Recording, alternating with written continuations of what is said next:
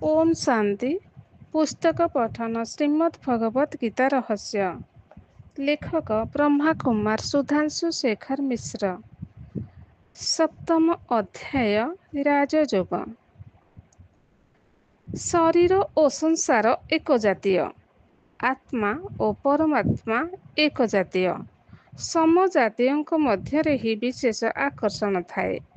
ଦେହାଭିମାନୀ ବ୍ୟକ୍ତି ସାଂସାରିକ ବିଷୟ ବୈଭବ ପ୍ରତି ବେଶୀ ଆକର୍ଷିତ ହୁଏ।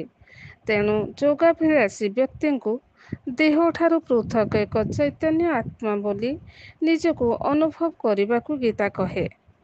ଯେତେବେଳେ ବ୍ୟକ୍ତି ଆତ୍ମିକ ସ୍ଥିତିରେ ସ୍ଥିତ ହୋଇଯାଏ, ସେତେବେଳେ ତାର ମନ ବୁଦ୍ଧି ସ୍ୱତଃ ବିଷୟ ଭୋଗରୁ ଅପସାରିତ ହୋଇ ପରମାତ୍ମାଙ୍କ ସହିତ ଯୁକ୍ତ ହୋଇଯାଏ। ତେଣୁ ଏହାକୁ ମନୋଯୋଗ ବା ବୁଦ୍ଧିଯୋଗ ନାମରେ କେହି କେହି ନାମିତ କରନ୍ତି। ପରମାତ୍ମା ମଧ୍ୟ ଗୀତାରେ ମନ୍ମନା ଭବ ମଦ୍ଭକ୍ତୋ ବୁଦ୍ଧିଯୋଗମୁପାଶ୍ରିତ୍ୟ ମଜ୍ଜିତଃ ସତତଂ ଭବ ମଜ୍ଜର୍ପିତ ମନୋର୍ବୁଦ୍ଧିର୍ମାମେ ବୈଶ୍ୟସ୍ୟ ସଂଶୟମ୍ ଆଦି ଶ୍ଲୋକରେ ମନ ଓ ବୁଦ୍ଧି ଦ୍ୱାରା ତାଙ୍କ ସହିତ ଯୋଗଯୁକ୍ତ ହେବାକୁ ନିର୍ଦ୍ଦେଶ ଦେଇଛନ୍ତି। ପରମାତ୍ମାଙ୍କ ସହିତ ଅନ୍ୟନ୍ୟ ପ୍ରେମ ଓ ଅତୁଟ ଶ୍ରଦ୍ଧାର ନାମ ହେଉଛି ଭକ୍ତି। ପରମାତ୍ମାଙ୍କ ପ୍ରକୃତ ପରିଚୟ ଓ ତାଙ୍କ ସମ୍ବନ୍ଧିତ ସମ୍ପୂର୍ଣ୍ଣ ଜ୍ଞାନ ଯେତେବେଳେ ପ୍ରାପ୍ତ ହୋଇଯାଏ, ସେତେବେଳେ ତାଙ୍କ ପ୍ରତି ପ୍ରେମ ଉତ୍ପନ୍ନ ହୁଏ। ଯାହା ସହିତ ପ୍ରେମ ଥାଏ, ମନ ଓ ବୁଦ୍ଧି ତାଙ୍କ ସହିତ ଲାଖି ରହିଥାଏ। ତେଣୁ ଯେ ପର୍ଯ୍ୟନ୍ତ ପରମାତ୍ମାଙ୍କ ସହିତ ଅନନ୍ୟ ଭକ୍ତିଭାବ ଉଦ୍ରେକ ହୋଇନାହିଁ, ସେ ପର୍ଯ୍ୟନ୍ତ ତାଙ୍କ ସହିତ ସ୍ୱାଭାବିକ ଭାବରେ ମନ ମିଳନ ହୋଇପାରିବ ନାହିଁ। ଗୀତା କହେ, ଅତ୍ୟନ୍ତ ଭାବ ବିଭୋର ହୋଇ ଈଶ୍ୱରୀୟ ସ୍ମୃତିରେ ତଲ୍ଲୀନ ହୋଇଯିବା ହିଁ ପ୍ରକୃତ ଯୋଗ।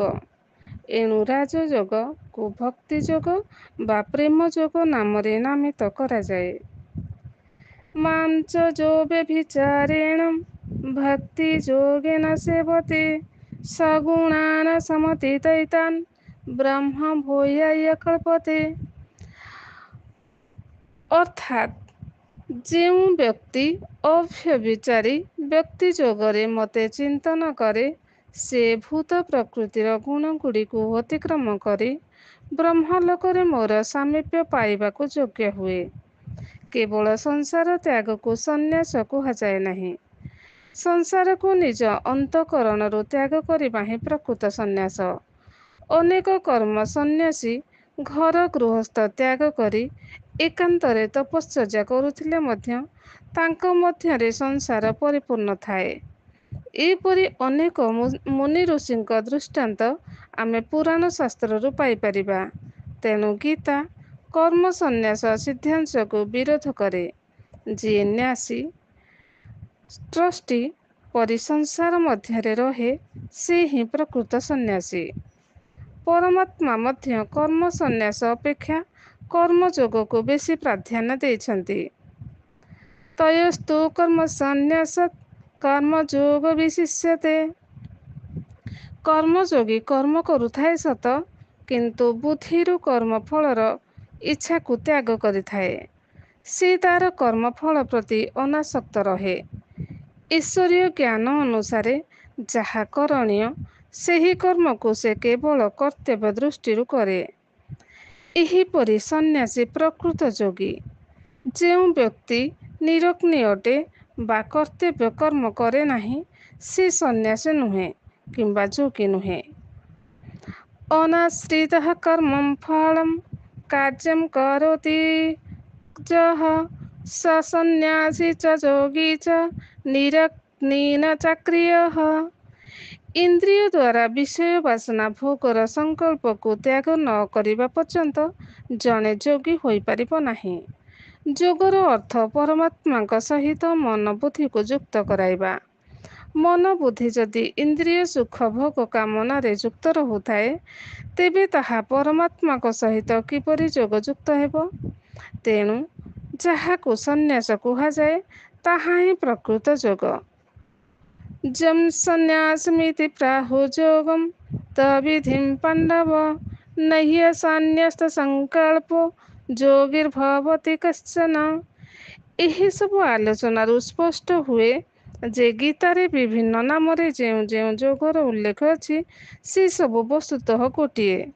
ଯାହାକୁ ରାଜଯୋଗ କୁହାଯାଉଛି ତାହା କର୍ମଯୋଗ, ସନ୍ନ୍ୟାସ ଯୋଗ, ଭକ୍ତି ଯୋଗ, ଜ୍ଞାନ ଯୋଗ ମଧ୍ୟ ଅଟେ।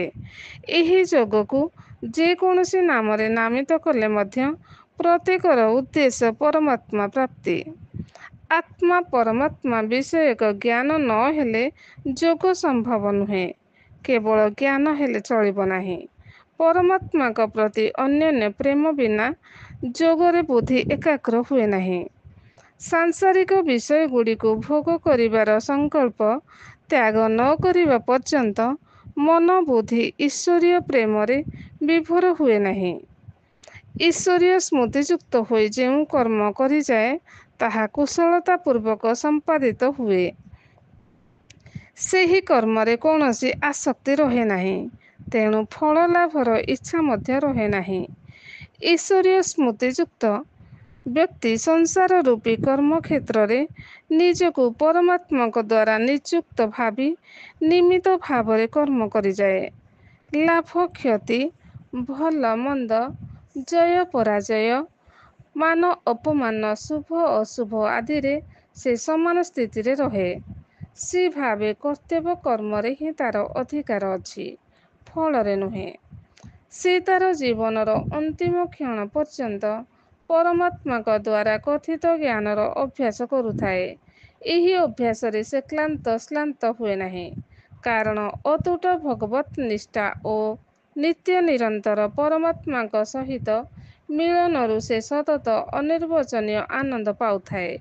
ଯେଉଁଠି ଆନନ୍ଦ ଥାଏ ସେଇଠି କ୍ଳାନ୍ତି ନଥାଏ, ସୌନ୍ଦର୍ଯ୍ୟରେ ତୃପ୍ତିର ଅବସାଦ ନଥାଏ। ତେଣୁ ପରମାତ୍ମାଙ୍କ ଦ୍ୱାରା ଯେଉଁ ରାଜଯୋଗର ବର୍ଣ୍ଣନା କରାଯାଇଛି ତାହା ଏକାଧାରାରେ ଜ୍ଞାନ ଯୋଗ, କର୍ମଯୋଗ, ସନ୍ନ୍ୟାସ ଯୋଗ, ଭକ୍ତି ଯୋଗ, ପ୍ରେମ ଯୋଗ, ବୁଦ୍ଧି ଯୋଗ, ସହଜ ଯୋଗ, ସମତ୍ୱ ଯୋଗ, ସମର୍ପଣ ଯୋଗ, ଅଭ୍ୟାସ ଯୋଗ ବା ମନୋଯୋଗ ଆଦି ବିଭିନ୍ନ ନାମରେ କଥିତ ହୁଏ।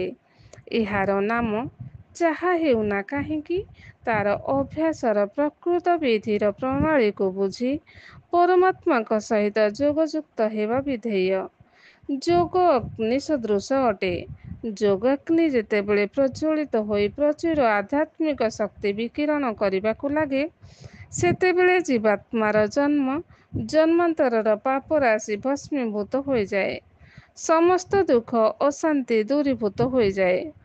ଏହିପରି ଯୋଗର ଅଭ୍ୟାସ ପାଇଁ ଯଦି ସମଗ୍ର ସଂସାରର ଜନସାଧାରଣଙ୍କୁ ଉଦ୍ବୁଦ୍ଧ କରାଯାଏ ତେବେ ଅତି ଶୀଘ୍ର କଳିଯୁଗୀୟ ନର୍କ ସତ୍ୟଯୁଗୀୟ ସ୍ୱର୍ଗରେ ରୂପାନ୍ତରିତ ହୋଇଯିବ।